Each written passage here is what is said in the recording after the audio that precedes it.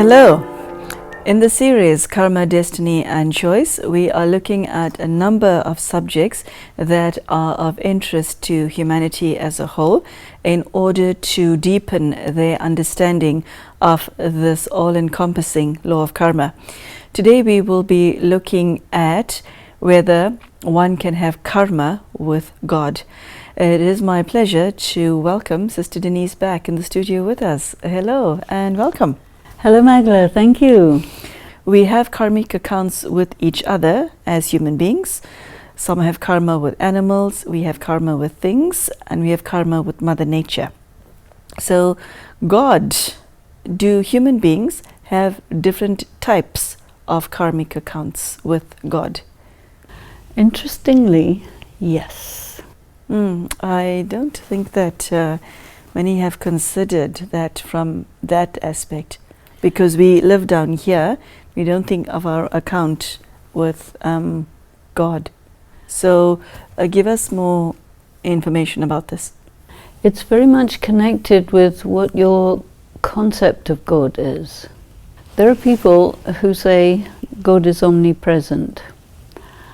If you subscribe to that idea, God will take that as an insult, because God will say, well, whatever is omnipresent is vices, human suffering, and how can you say that that is God? So it means that you're insulting me, which means that you're having negative karma with God. I find that a bit strange, because the way omnipresence is sold, or shall I say believed, by, I don't know, 1 billion to 2 billion people on the planet, is praising God. And it's phrased in different ways to different people.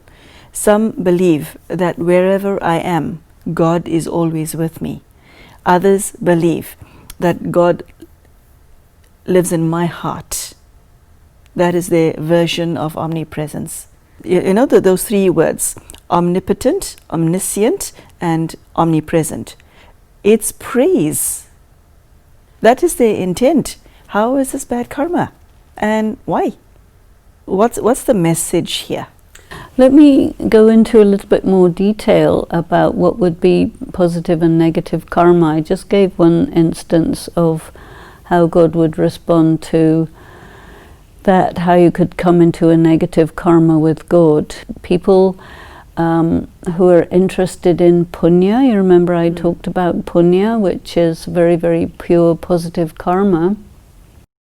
So people believe that if they give donations in the name of God, then that will be very, very pure karma and God will reward them. So people who are devotional, especially in India, they want to come into karmic account with God that's positive, and then God will reward them. Because if God's going to be the rewarder and punisher, then if you do something against God, that would not be good. And then God would say, okay, you do something in the name of God, but you cannot give to God, because God is the bestower. So you give something in the name of God, that means you're having an indirect positive karma with God, which means from the calculation side, you do 1, God gives you back 1. Now, in the period of time when God is particularly active, which we believe to be the current time, where God is very active in the work of finishing off everybody's negative karma as being the purifier, providing everyone with wisdom in his form of the giver of the third eye, or the giver of the nectar of knowledge. And God is in the process of establishing heaven on earth. This is what God is most famous for, creating paradise. So if you would participate in that work and give your time, energy, money, talent, etc. directly in that work of God, then the consequences of that karma is one for hundreds of thousands. So having karma with someone is like having a positive investment with them or a negative investment with them. What you want is to have direct give and take with God. And when you do this, it becomes possible for you to have indirect give and take with people, places and things. Philosophy of karma is very deep in this aspect. Now the other thing that God is famous for, along with creating heaven, creating a kingdom. So the two very extraordinary inheritances that you can take from God by entering into a relationship of being fully the child of God, the knowledge from God that you take into your being, your head, transforms into the crown of jewels, which means wisdom, which is of course within. And when you follow the directions of God, it's all about pure karma. And so you get a crown of light, which is the crown of purity. So when God creates his school for teaching all these things to people, he says, okay, you come to this school, you learn these things, and depending on you, depending on how far you want to take it, it is possible for you to take this from me. And so you can go for it if you want. You know, I mentioned earlier, the high quality soul has love for God, love for humanity. You remember that? Yes, yes I do. So a person who has love for humanity, they will work with God because God has love for humanity. So they become like partnering with God for the care of humanity. And love for God, they engage deeply with God. And then this brings them so close that whatever is the greatness of God, all of that is something that you can draw gently into yourself. So you become more and more godlike and less in the human condition. In one of your initial answers, you said your karma with God depends on one's concept of God, how you see God. Almost everyone who has some type of connection with God sees God in a physical form. They call it God, they call him or her God, but they see God via a physical form. And then there are those who believe that I cannot get to God except via this human or this human and this human. There are those who believe that and who live by that for life. So how does that, what is the karmic return of that? There you have an indirect karma with God because it's through Jesus Christ or through someone they believe in. So you have more of a direct karma with that prophet soul and indirect with God. So it's one for one. Going back just a moment to the omnipresence idea, although people think that this is very high esteem of God, but then God will say, but that means you don't really think that I'm someone, you think I'm something. So you're debasing God from a being to a thing. Because a being can't be everywhere. You've spoken enough about soul consciousness and body consciousness for the audience to understand by now that when a soul is body conscious, when someone is body conscious, their belief is that I am what I see in the mirror. So because we think that of ourselves, that's how we see God as well? Not really. People become conscious of the energy of matter. Mm. And they think that is God. because that is everywhere. Okay. There are some religions, like in Christianity, they will say very often God is spirit.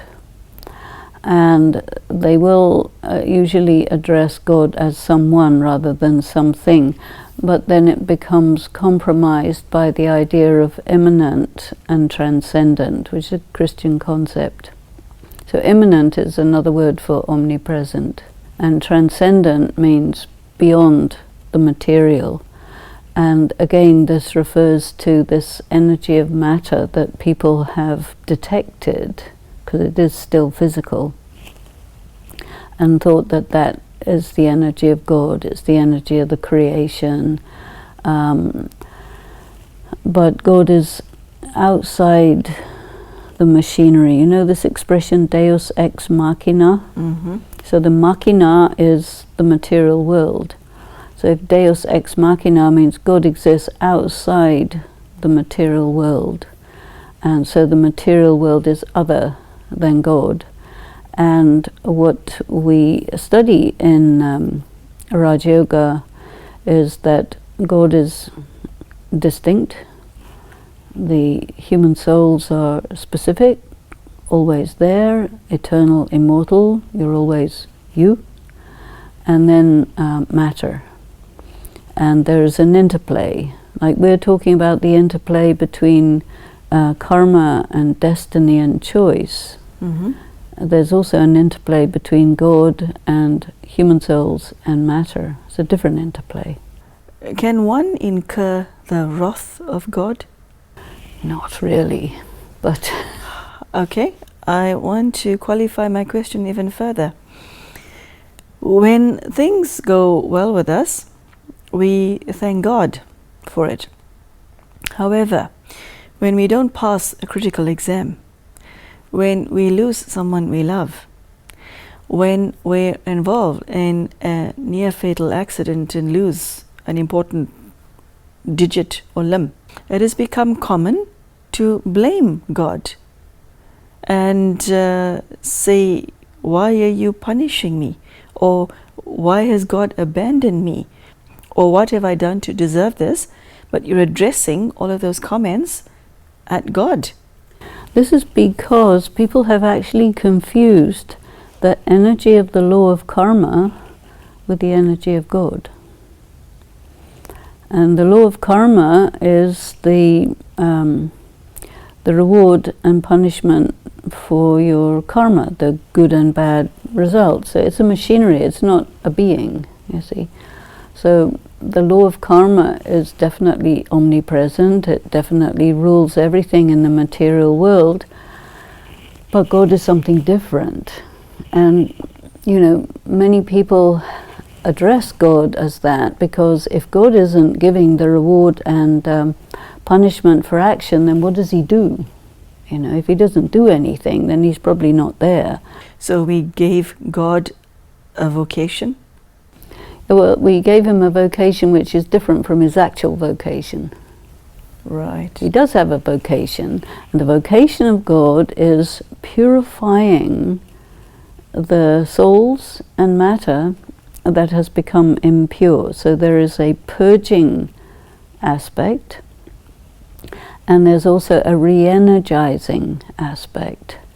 And people find this completely out of range to comprehend the difference, because it's a very subtle difference, between the workings of the philosophy of karma and God purging the contamination from souls. Because from the point of view of perception, you cannot tell the difference. So you have to know. And you cannot know by observation, you know by being informed. And this is God, the teacher, who says, I will tell you everything, but it's very subtle, so you have to listen very carefully.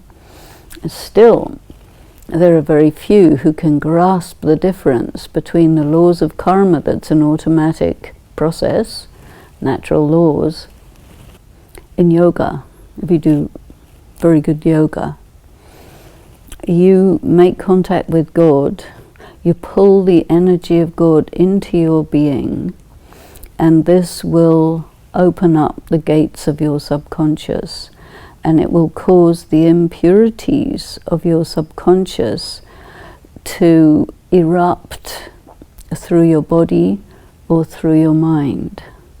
And when that happens, you have to open yourself mentally and physically to let that corruption, that alloy in the soul, it's also been called, just let it burn in the fire of your love for God. And this is how you get purified.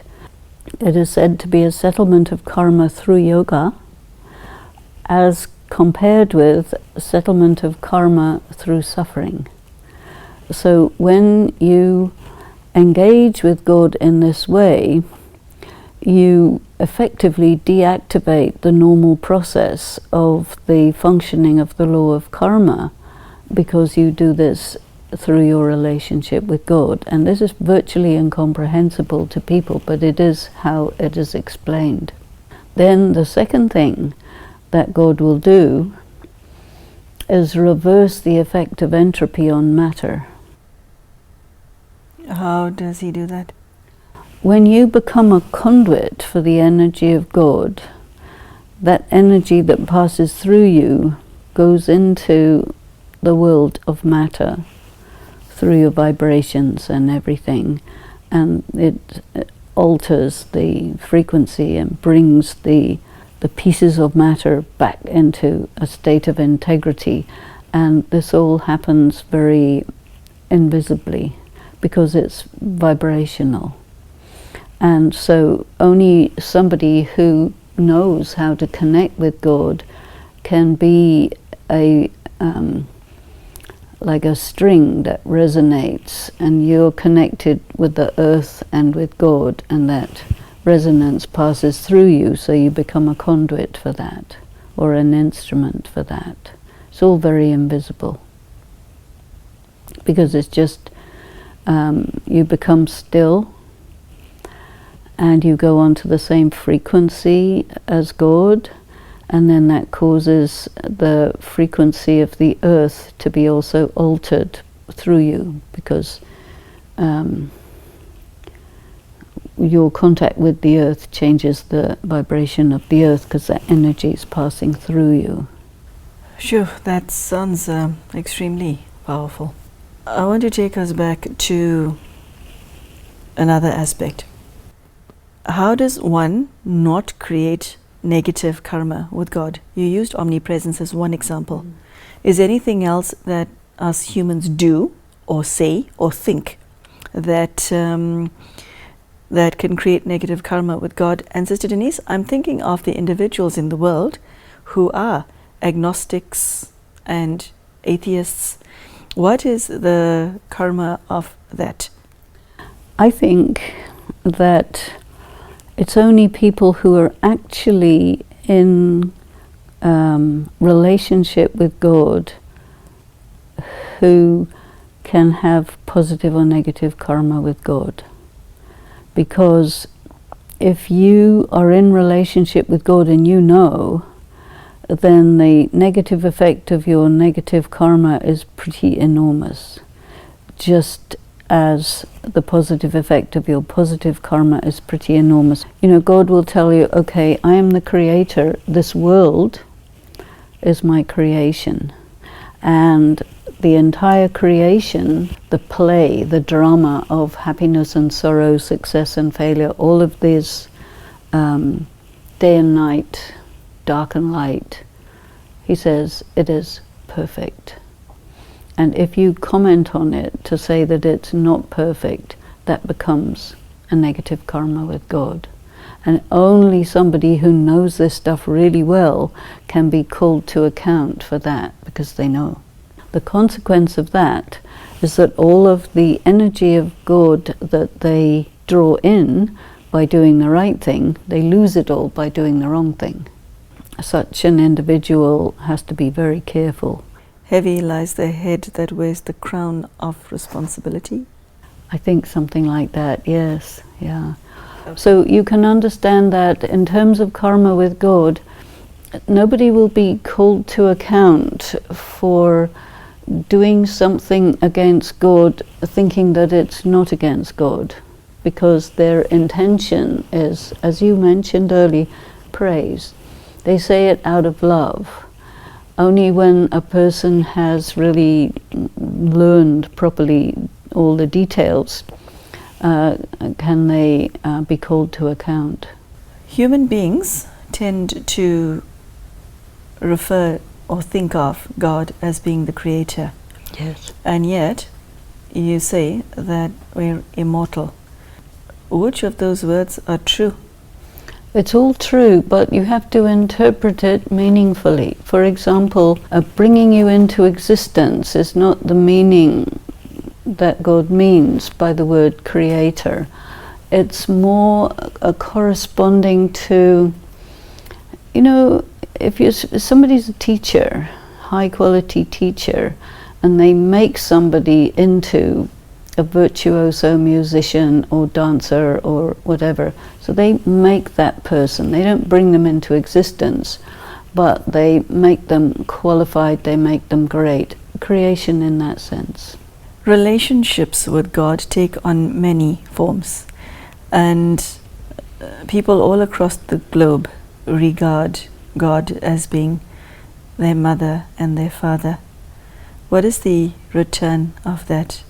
If you say, God is my father, the implication of that relationship is there's an inheritance and also an identity as social status. These are given to you by your father.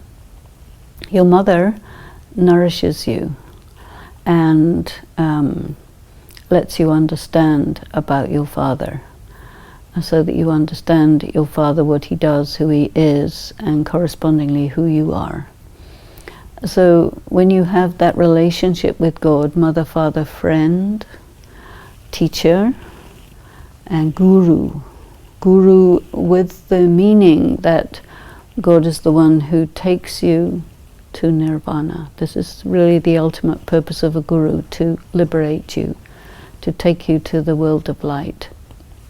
And so in these 5 very predominant relationships, you need to fulfill the implications of love of those relationships, which means that you live in remembrance of God. That means you study, you apply the study, you refer to God, you take advice from God, you spend time with God, you converse with God, all of this, so that your relationship is more and more direct with God and more indirect with people, so that whatever people do to you, which may or may not be unpleasant or negative or whatever, because you're connected with God, doesn't make much difference to you one way or the other, because you're not engaged, you're not attached, you're not suffering. You may get pain, but you're not suffering because you have God, you see.